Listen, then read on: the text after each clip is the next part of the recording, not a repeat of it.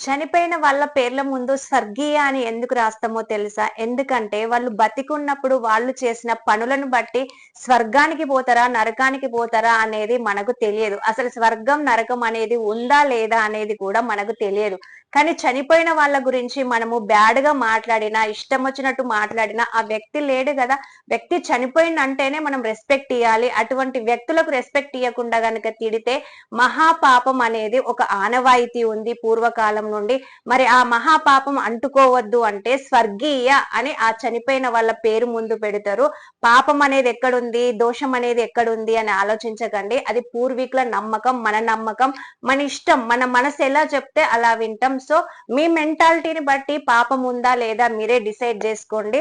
So చనిపోయిన వారిని అస్సలు తిట్టకుండా ఉండడానికి స్వర్గీయ అనేది పెడతాం మనం.